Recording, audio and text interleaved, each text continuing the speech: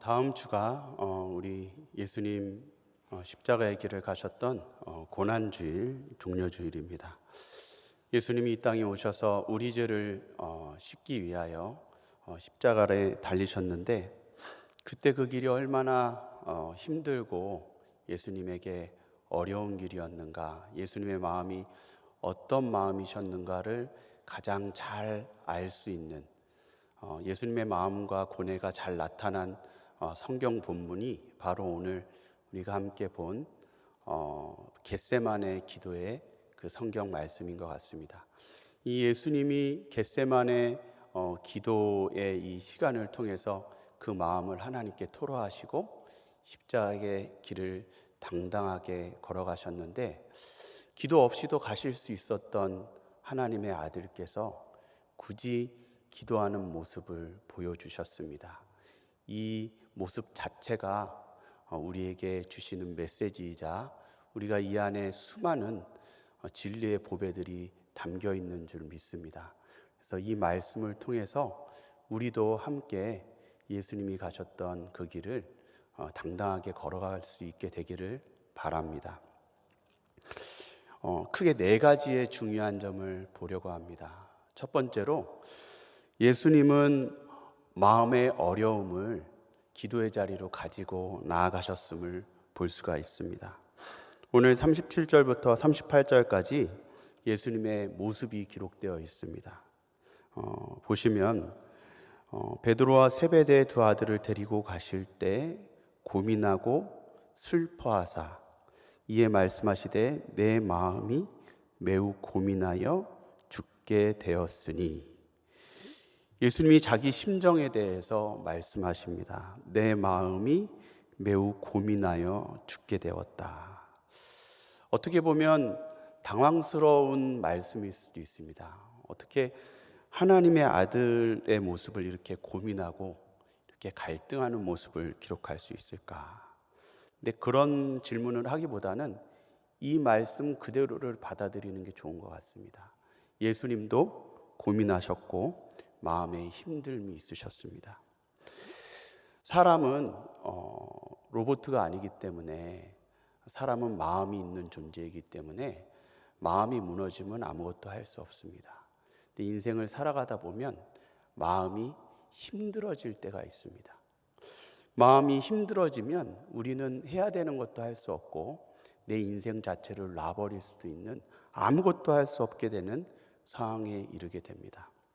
근데 예수님도 또한 그 마음의 힘듦을 갖고 있으셨는데, 기도하지 않고도 십자가의 길을 가실 수 있었을 텐데, 오늘 예수님은 이 고민하고 힘이 죽게 된 이 마음을 혼자 갖고 계시지 않으시고 오늘 하나님 앞에 기도의 자리로 갖고 나오는 것을 보게 됩니다.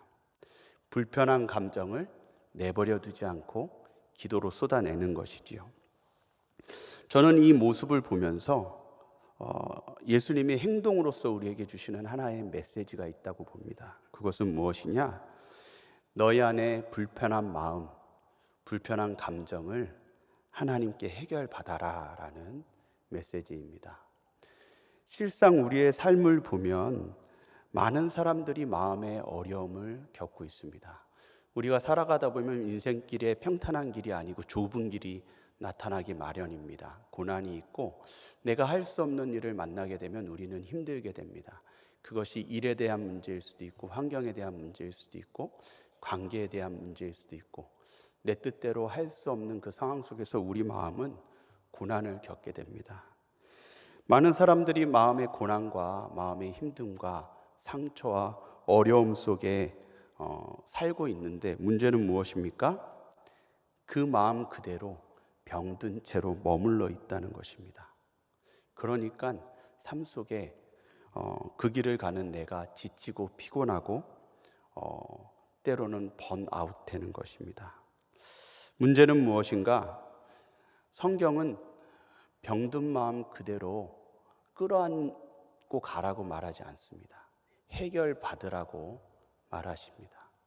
예수님도 마음이 힘든 부분을 하나님 앞에 토해내시고 그 마음에 있는 고백들을 하나님 앞에 하나하나 다 쏟아내십니다. 오늘 39절 말씀 보시면 마음에 있는 감정 그대로를 솔직하게 표현하죠. 이렇게 표현합니다. 아버지여 할만하시거든 이 잔을 내게서 지나가게 하옵소서. 이 표현을 우리가 그냥 더 편한 말로 우리 일상생활의 언어로 표현하면 어떻게 표현하는 겁니까? 하나님, 나 십자가의 길 말고 다른 길이 있으면 그 길로 가고 싶습니다. 이게 주석에 나온 표현입니다. 조금 더 실질적인 표현으로 하자면 도망가고 싶다는 거죠. 하나님, 나의 십자가의 길 다른 길이 있다면 그 길로 도망가고 싶습니다. 자기 마음 있는 그대로를 숨기지 않는다는 겁니다. 마음속에 혼자 담아두고 고민하고 갈등하지 않는다는 겁니다. 이거를 하나님 앞에 다 드러낸다는 겁니다. 믿는 그리스도인들조차도 많은 사람들이 마음에 고민과 어려움과 갈등이 있는데, 문제는 이거를 기도의 자리로 가지고 나아가야 된다는 것은 알지만 정말 해결받기 위해서 치열하게 기도하지 않는 것을 보게 됩니다. 다 힘들고 어려운데 사람들에게는 가끔씩 힘들다고 얘기하고 자기 고민을 터놓지만 하나님 앞에 이것을 다 터놓지 않습니다. 그러다 보니까 어떻게 됩니까? 이게 해결되지 않는 겁니다. 그리고 하나님 앞에 이런 것들을 해결받아 본 경험이 없기 때문에 계속 내가 그 문제를 안고 적당히 죽지 않을 만큼만 이 마음의 고통을 유지하면서 그냥 생존하며 살아가는 것입니다.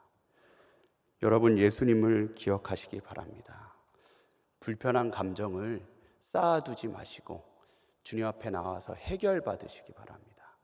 주님이 하나님 앞에 솔직하게 토로하고 고백했던 것처럼 여러분이 견딜 수 없는 그 어려움과 고민을 끌어안지 마시고 주님 앞에 겟세마네의 시간, 여러분만의 겟세마네의 동산으로 올라가셔서 하나님께 다 토해내고 다 쏟아놓으시기를 바랍니다.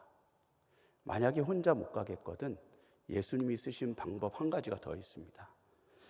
베드로와 세베대의 두 아들처럼 같이 기도할 사람 손을 붙잡고 한번 가보시기 바랍니다. 세 겹줄은 끊어지지 않는다고 했는데 아무튼 나만의 겟세마네 동산으로 여러분의 마음의 이 힘듦을 가지고 토해내는 여러분이 되시길 바랍니다. 그렇게 예수님은 자기의 불편한 마음을 주님 앞에 토해내면서 고백합니다. 어떻게 고백을 하는가? 내 마음이 매우 고민하여 죽게 되었던 이 마음 고백하면서 이렇게 고백합니다. 내 아버지여, 만일 할만하시거든 이 잔을 내게서 지나가게 하옵소서. 그러나 나의 원대로 마시옵고 아버지의 원대로 하옵소서.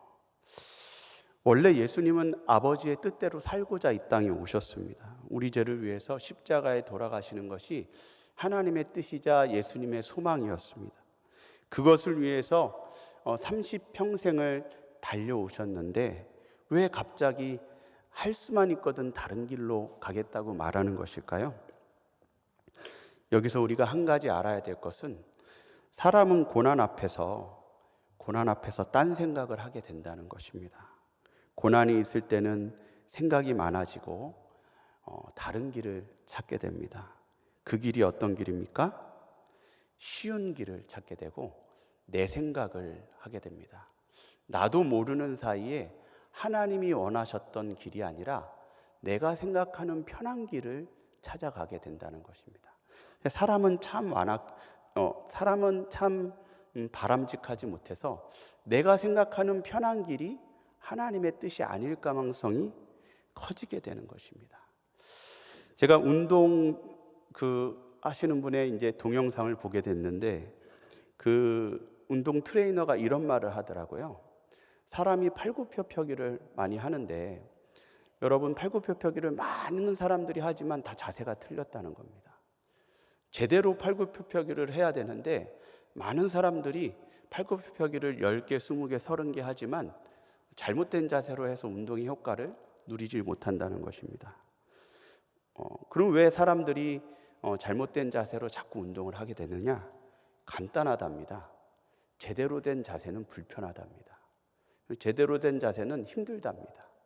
나도 모르는 사이에 배에 이렇게 코어에 힘을 줘야 되는데 코어에 힘을 빼고 늘어뜨리면서 나도 모르는 사이에 자세가 망가지게 되고 팔굽혀펴기는 하지만 효과는 더디게 나타난다고 말합니다. 문제가 무엇입니까? 힘들어지면 나도 모르는 사이에 정답인 자세를 버리고 편한 자세로 가면서 결국은 잘못된 자세를 하게 된다. 우리도 마찬가지입니다.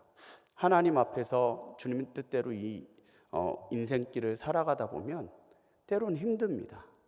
정답대로 사는 것이, 또 하나님의 뜻대로 사는 것이, 하나님의 말씀대로 사는 것이, 그리고 하나님의 방법대로 사는 것이 쉽지 않습니다. 그러다 보면 우리 안에 다른 생각이 들어옵니다. 쉬운 길로 가야겠다. 나에게 익숙한 길로 가야겠다. 하나님의 정답은 나와 상관없는 것처럼 여겨지게 되고, 그냥 실패하는 것이 당연한 것처럼 여겨지게 되고, 그냥 나에게 익숙한 대로 그냥 살아야겠다. 이것이 불순종의 시작이다라는 것입니다. 편한 길을 가다 보면 잘못된 길로 가게 되어 있습니다.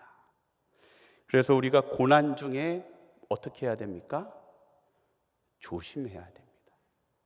하나님의 뜻보다도 편한 길을 찾다가 불순종할 수 있구나, 다른 길로 갈 수 있구나, 스스로의 연약함을 알고 조심해야 됩니다. 순종하려면 어떻게 해야 되는가? 순종하려면 마음속에 한 가지를 초점을 잡고 거기에 궁금해하고 달려가야 됩니다. 그것이 무엇이냐? 지금 이 상황 속에서 하나님이 정말 원하시는 건 뭘까? 이 한 가지 질문을 우리가 생각하는 것입니다. 지금 이 상황 속에서 어떻게 하기를 하나님이 원하실까라는 하나님의 뜻에 대해서 생각하는 것이 순종할 수 있는 지름길이다라는 것입니다.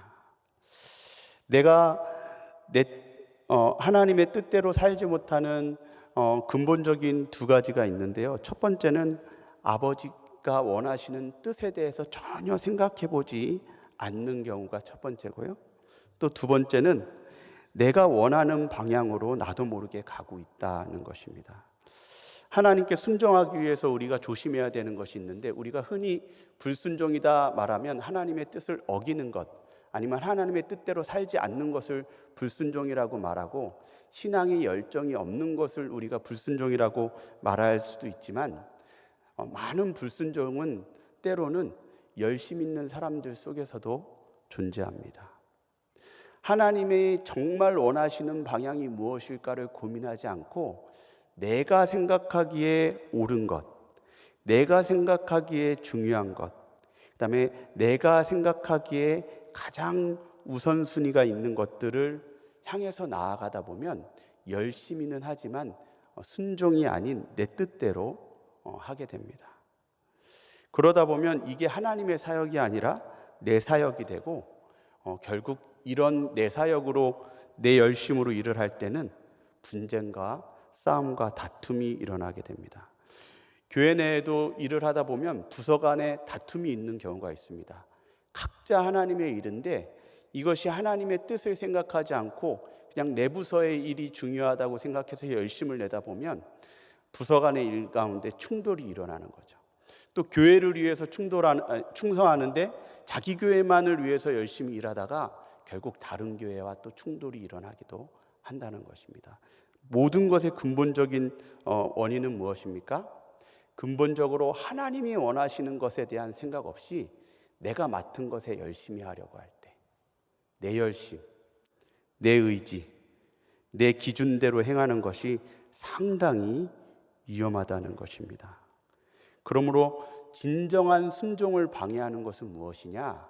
결국 자아라는 것입니다. 내가 너무 대단하면 안 됩니다. 내가 너무 옳아도 안 됩니다. 내가 절대적이어도 안 됩니다. 내가 하고 싶은 대로 해서도 안 됩니다. 모든 것을 내려놓을 수 있어야 됩니다. 내가 지금 하던 것을 다 스톱하고 근본적으로 생각할 수 있어야 됩니다. 잠시 멈추고 하나님이 정말 원하시는 것이 무엇일까? 그리고 그것이 깨달아지면 그것을 향해 달려나아가는 것. 그것이 바로 순종의 길입니다.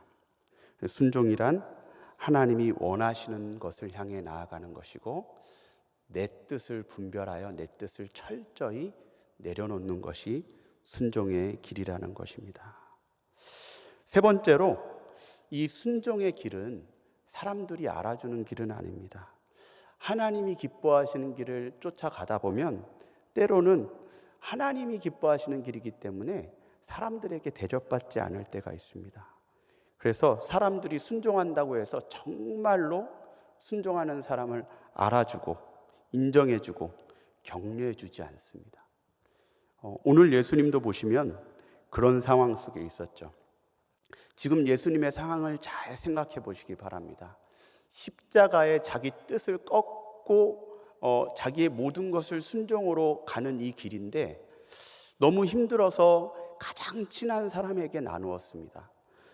지금 3명의 사람과 함께 갔는데요. 베드로와 세베대의 2 아들과 함께 가자라고 말했지만 가장 친했던 이 사람들이 예수님이 지금 뭘 하고 있는지 알아주지 않습니다.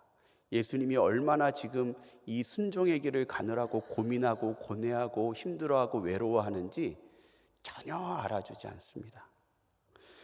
그리고 예수님이 자기의 모든 것을 내어주는 사람들, 백성들은 예수님이 순종하는 이 희생의 대가를 알아주는가? 모릅니다. 예수님이 자기의 모든 것을 죽이고 십자가에 달려서 살리려고 하는 그 백성들은 나중에 예수님을 알아주지 않고 예수님을 못 박습니다. 그러면 예수님은 도대체 누구에게 보상을 받을까요?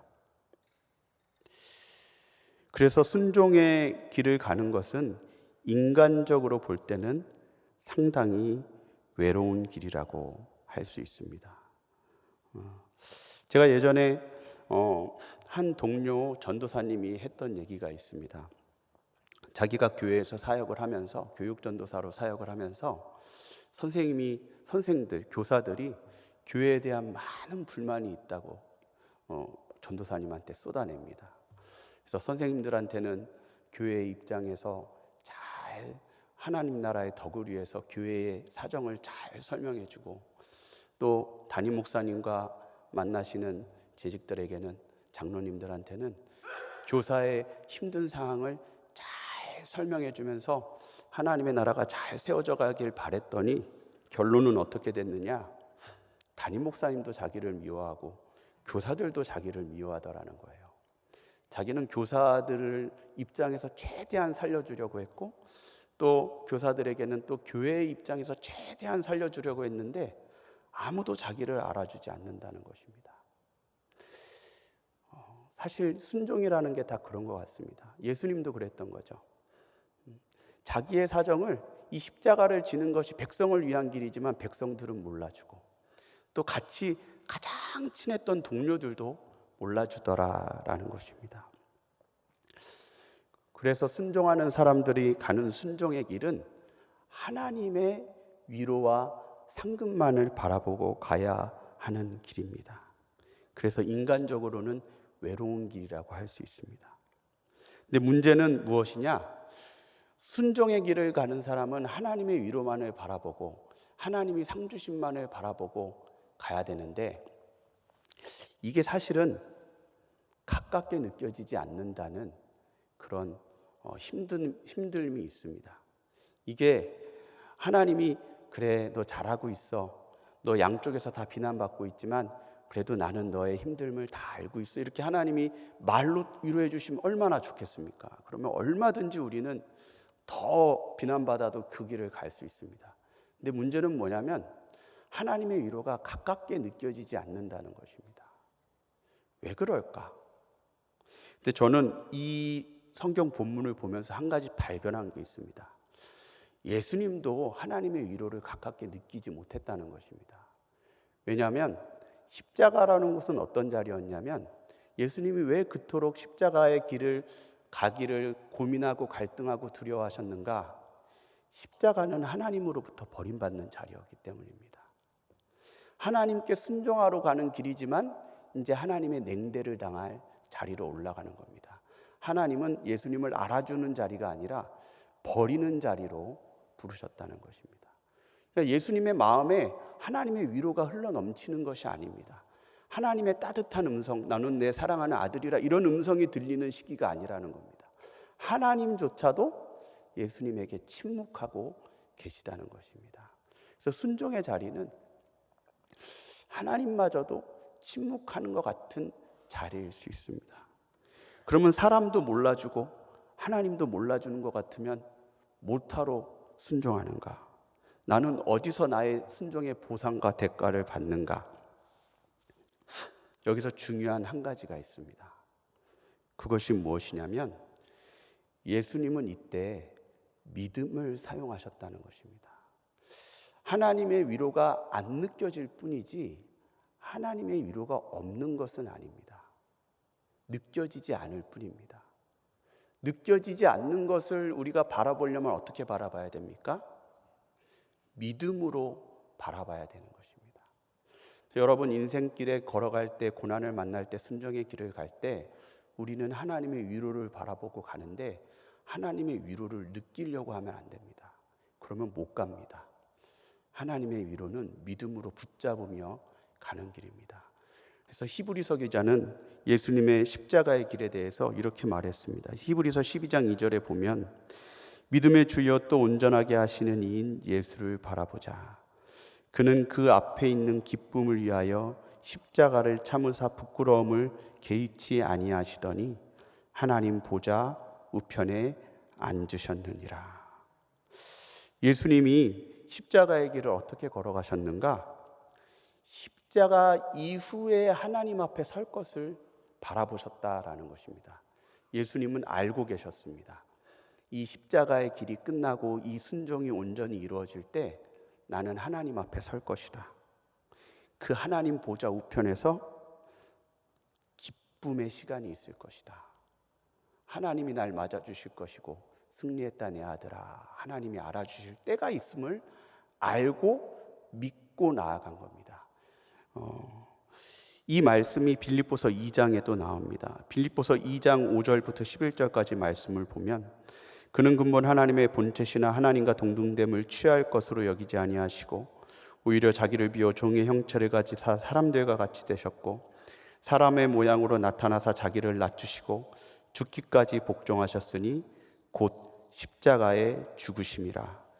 이러므로 하나님이 그를 지극히 높여 모든 이름 위에 뛰어난 이름을 주사 하늘에 있는 자들과 땅에 있는 자들과 땅 아래에 있는 자들로 모든 무릎을 예수의 이름에 꿇게 하시고 모든 입으로 예수 그리스도를 주라 시인하여 하나님 아버지께 영광을 돌리게 하셨느니라.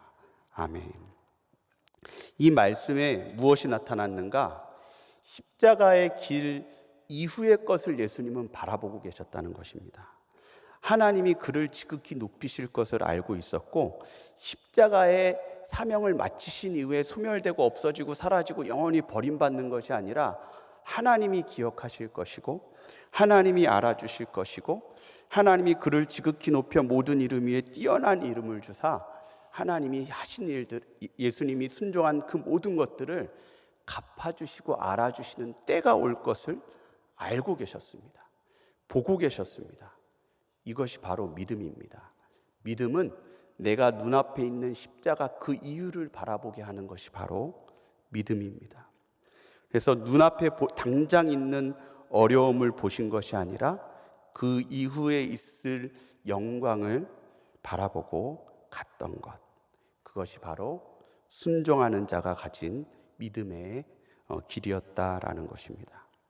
그러므로 여러분, 하나님 앞에 순종하는 것이 우리의 길일 텐데 우리가 이 순종의 길을 갈 때는 하나님 한 분의 위로만을 바라보고 가는 것이고 이것은 감정으로 위로받는 것이 아니라 근본적으로 믿음으로 위로받고 가는 것임을 알아야 됩니다.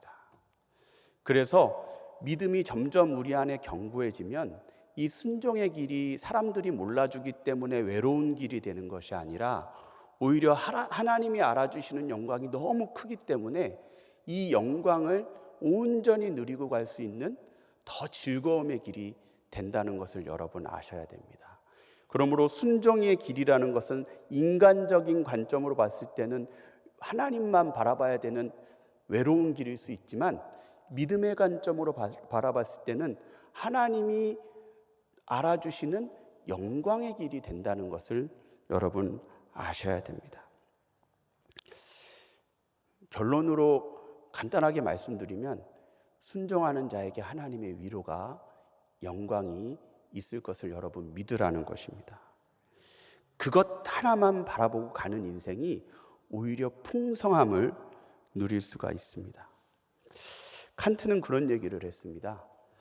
복주심을 바라고 신앙생활을 하는 것은 아주 저속한 신앙이라 그랬습니다. 그래서 칸트는 기독교 신앙을 아주 저차원의 신앙생활이라고 생각을 했습니다. 선은 그 자체로 선한 것이지 뭔가 대가를 바라는 선은 선이 아니다, 이렇게 말을 했던 것이죠. 근데 여러분, 완전히 정반대가 진리입니다. 그리스도인에게서 참된 선은 무엇이냐면 대가 없는 순종이 아니라 하나님이 알아주신다는 것, 이 한 가지만 바라보며 순종하는 것이 진짜 선한 것입니다. 하나님의 알아주심 그 외에는 바라지 않고 오히려 하나님이 알아주신다는 것, 이거 하나만을 바라보며 내가 모든 것을 하는 것. 왜 그런가? 우리는 하나님의 것이기 때문입니다.